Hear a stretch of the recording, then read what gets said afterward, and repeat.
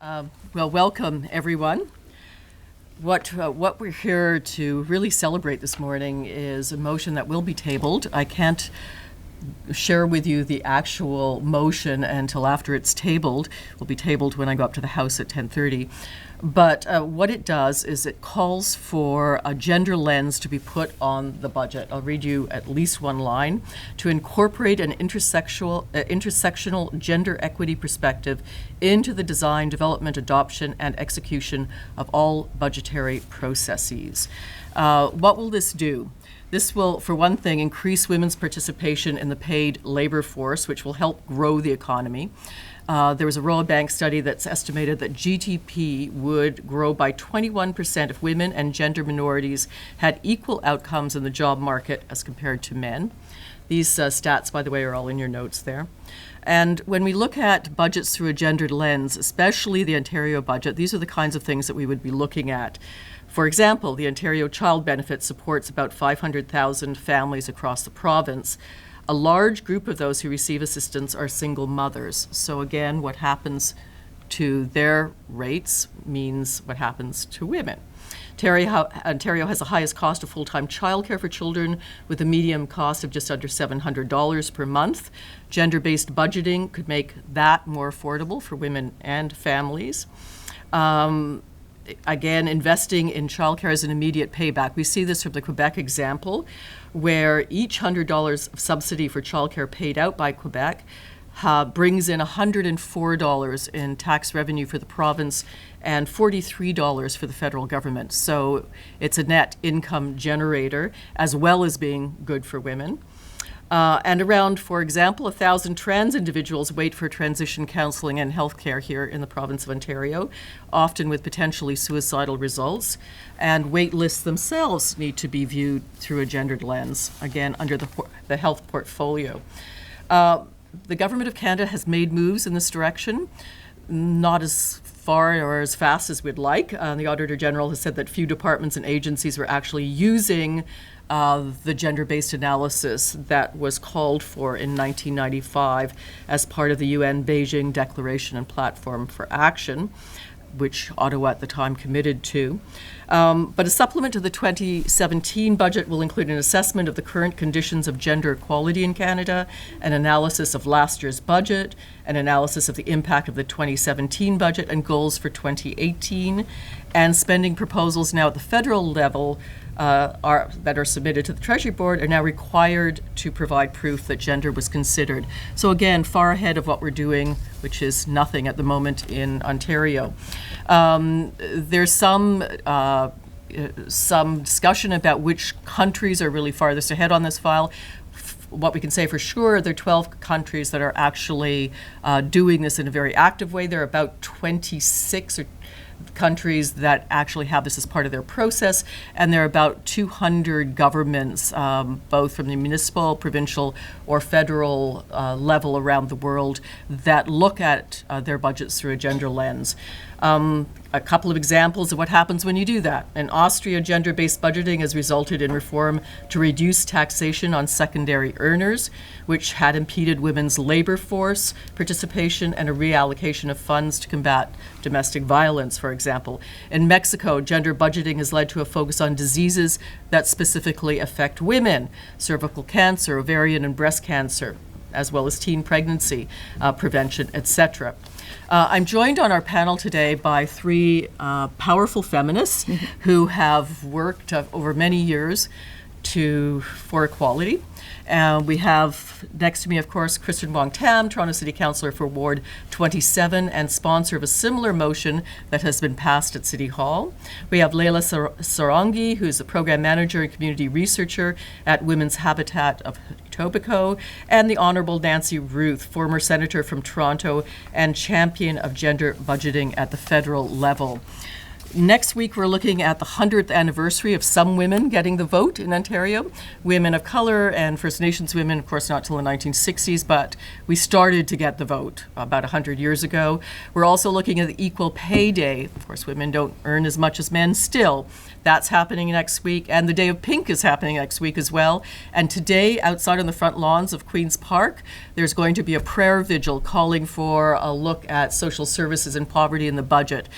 This motion, if adopted by the government, and if the government went ahead with its recommendations, would help on all those fronts. So without further ado, I turn the mic over to Kristen Wong-Tam. Thank you very much, MPP DiNovo, and we want to thank you for your extraordinary leadership here at the province. Certainly, trying to create a gender-responsive budget at the city is something that we are now taking baby steps to actualize. In 2016, the first motion was passed and adopted at City Council, directing city staff to create a 2017 gender-responsive budget at the city. I know that out of the contents and the final outcome of the budget, we fell short. So we did it again. We moved another motion in 2017, specifically directing staff to collect disaggregated data, to do a gender analysis over the budgetary impacts, take a look at the disadvantages and the benefits that budgets can bring to the citizens of Toronto, and that will be directing city staff to create a gender-responsive budget, hopefully in 2018 moving forward. So we know that that governments around the world are starting to look at their budgetary decision-making through a gender lens. Budgets are not gender neutral. They do bring advantages and disadvantages to various groups in society, and what we want to do is ensure that all budgets, the ones at the city level, the provincial level, and at the federal level, are responsive to all citizens, which means that we do everything we can to remove the biases that could be built into those budgets, and we make sure that we remove any discriminatory measures that are there. Budgets are the apex of government policy tools. They give real budgetary allocations and meaningful effect to those policies. So, for example, we can create policies that talk about reducing child poverty in Toronto, but without budgetary allocations, those policies will fall short.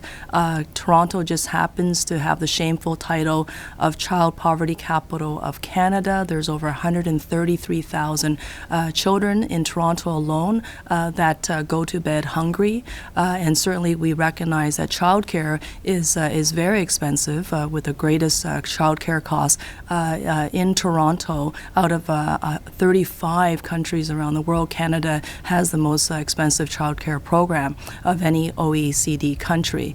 So these particular effects that come out of budgetary decisions are already disadvantaging women and working families. So what we want to do is actually remove those biases and to make sure that all budgets are treating women and girls and families as fair as possible. At the end of the day, it helps us build a more inclusive country. It helps us build a more inclusive province and more inclusive cities, and that's really where we want to go. We're not trying to design 2 budgets or 3 budgets. We're actually trying to make sure that the one budget services all citizens as fairly as possible. And I think it's important to recognize that this work is not going to be it's not going to be easy. And Canada is not leading the way, and neither is Ontario, because they're just starting out here today by way of this motion.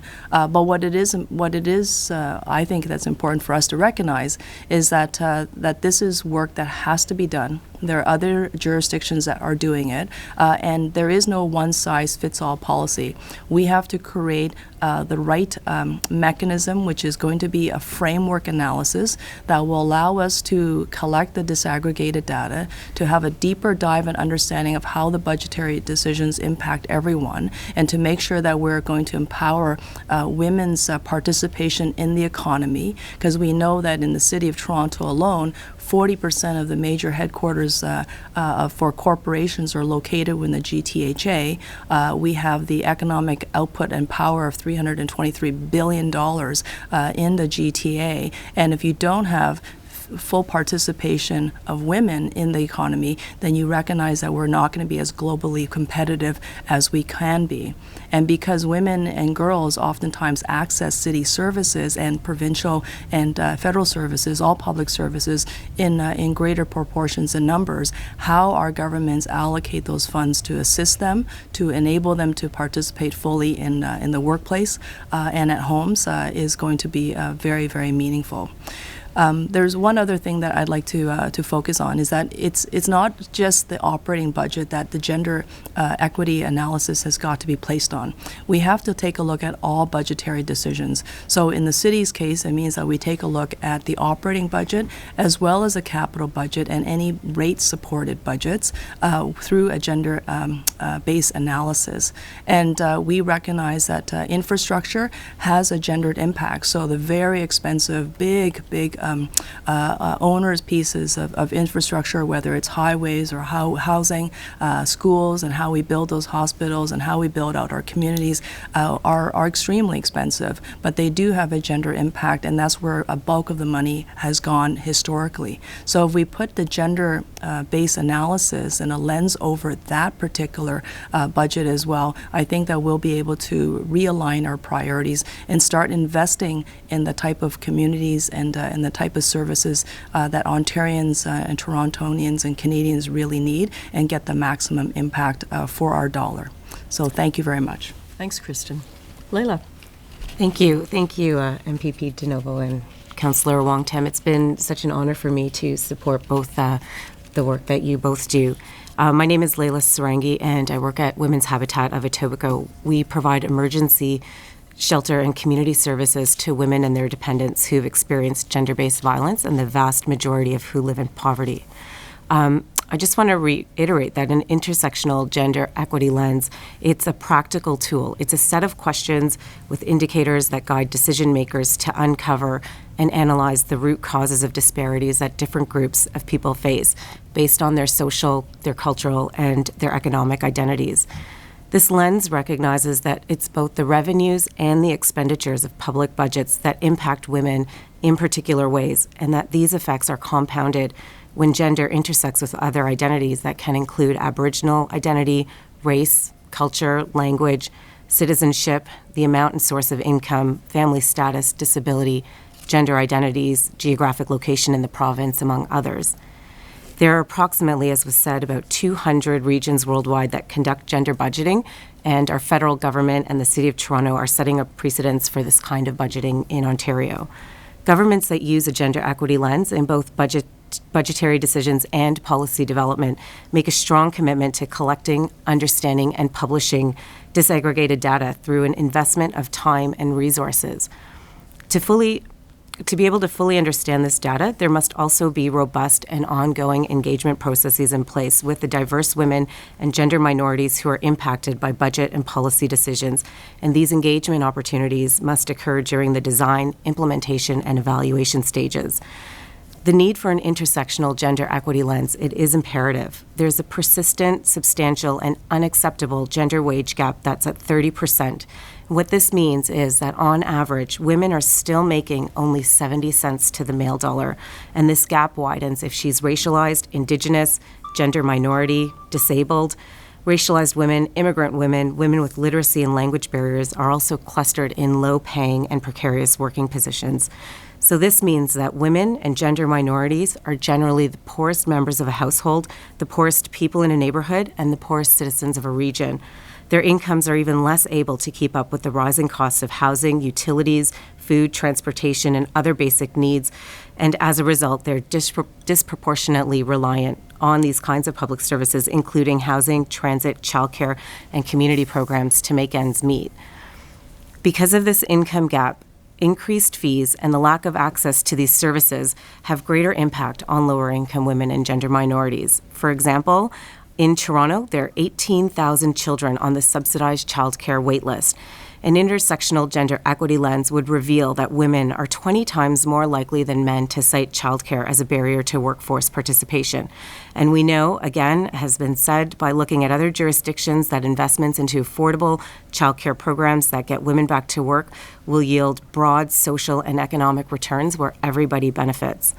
Women who are escaping gender-based violence cite the lack of affordable housing as the number one reason why they can't leave abusive relationships, with women's shelters operating at 100% capacity, backlogged wait lists for social housing, and an increasingly unaffordable rental and housing market. Hundreds of women and their dependents and youth are left with no safe, stable place to go.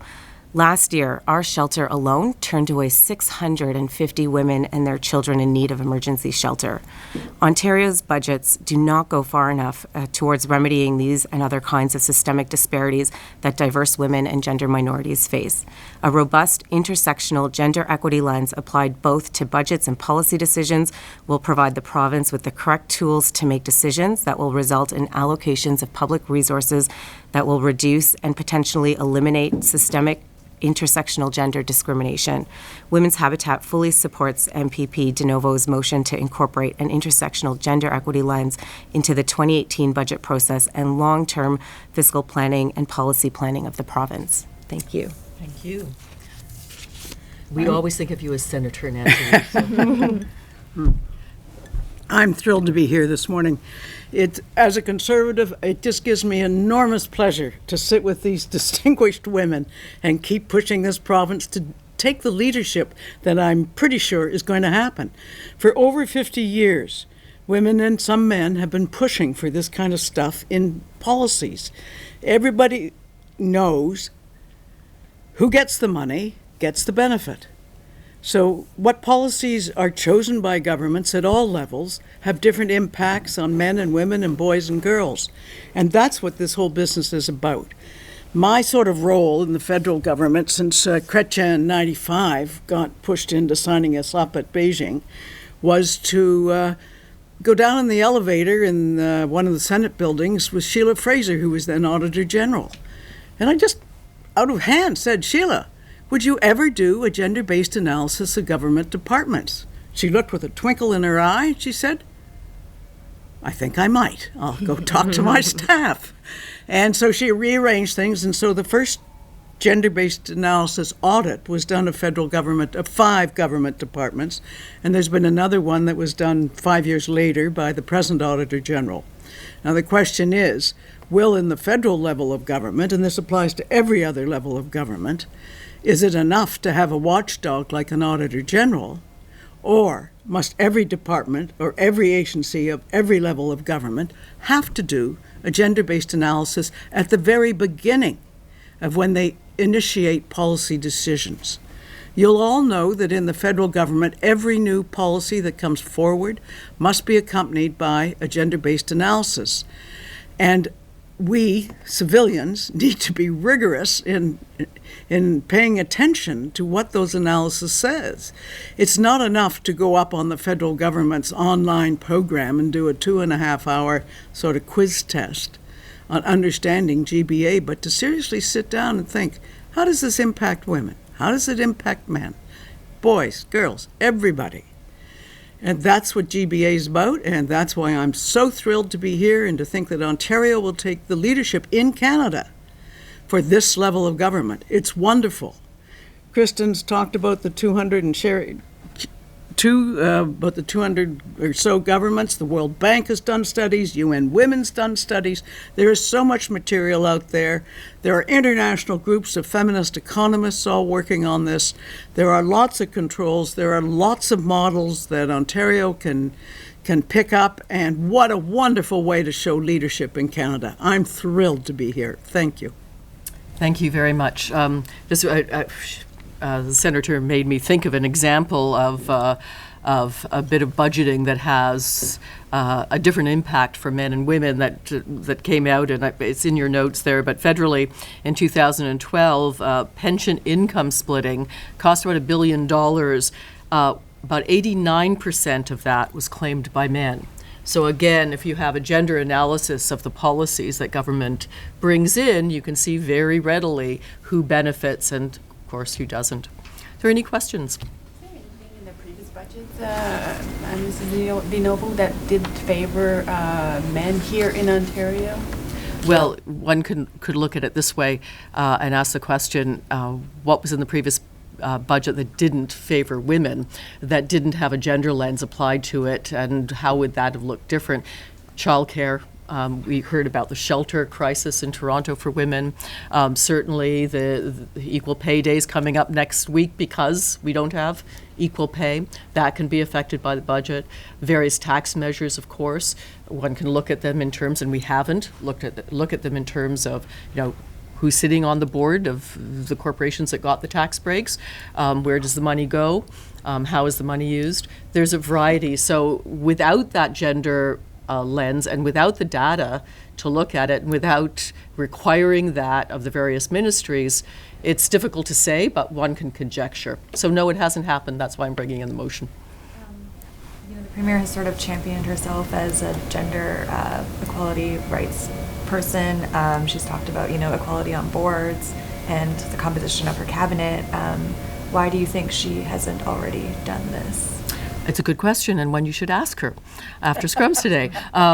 Quite frankly, I don't know, but it's a positive sign that the federal government have made some moves, not as many, as I said, as we would like. And it's another positive sign that the good work that is being done at the city, again, not as far as we'd like, but it's started. So the call here, and I would say the call is for the budget that's coming down within 2 weeks' time, we expect by the end of April, that this starts now. So the government could, in the next remaining weeks, do an analysis of what they're proposing and come up with it right away. I mean, there's nothing stopping them. So it's a good question to ask her. Do you think this motion will have support of your fellow MPPs? Yes, it's being debated next Thursday, and I hope it passes. I suspect it will. But of course, as you know, that doesn't mean it's going to happen. So we are asking not only that it pass, but that the government actually do it, that they actually take this into account, if not this budget, which we would love, but certainly for the next budget, absolutely, because there's no excuse not to. And again, we've got the example of many countries around the world doing exactly that. Do you think it might be a little bit too late if, I guess we don't know for sure when the budget's coming down, but is 2 or 3 weeks enough time to do the type of analysis that you're talking about? Well, here's the situation. If they don't do that kind of analysis, we certainly will begin to do that kind of analysis. So de facto, there will be an analysis done looking at the budget through a gender lens. But wouldn't it be wonderful if the government starts now through their various ministries to put forward gender equitable budgets forthcoming? So again, we can do it in hindsight, but the whole idea, the goal of this is equality, and that you could only do by actually, tabling monies towards programs that affect women and from which women benefit. And that starts, again, hopefully now. I personally don't think it's too late. I recognize that the budgets, and they're, let's face it, there's several budgets that will be tabled. The focus will be primarily on the big operating piece. But I do think that it is a multi-year process for transformation. We're talking about a complete transformation on how we take a look at budgetary decisions. At the City of Toronto, we recognize that it's not going to be a one-year fix. We plan to do some things that will require multi-year analysis. So one is the collection of data. 2 is putting forth a framework that is going to be consistent for budget analysis, and then the measure of watchdog accountability to make sure it's done, whether it's through the Auditor General's office or perhaps setting up a women's equality office to take a look at to make sure that the budget decisions do reflect the policies of the government. So I think it's never too late, and even though they may not get to the entire budget, I think it's actually important that they start this year. After all, the City Council has begun its work. The federal government has certainly taken a big jump forward, and it would be a shame, an absolute shame, if the province of Ontario didn't at least try to make gestures towards gender equality budgeting this year. Cheri DiNovo said to get some of your past ideas and put a red stamp on them. If they decide to go ahead with this, do you hope to get some of the political credit for it? I hope to see it. I hope to see it happen. That's what I hope to see. So this isn't about partisanship. This is about actually making changes in people's lives, and particularly women, particularly racialized women and minorities, gender minorities. So again, that's what we hope to see, is that this changes lives. And you know, over the years, I've been delighted when ministers have taken my ideas and run with them. I would be delighted if they did it again here. Somebody else want to? Oh, it's over 50 years that this has been in process. It is a continuum. So, I'll give you an example, though. In the infrastructure spending, a lot was spent on transportation, building of bridges and roads, and that's true. We need all that for interprovincial trade, but women are poor, and they need public transit. And if you put all your eggs into the highways, most women don't own cars. That's an example of the unfairness in budgeting. Any other questions?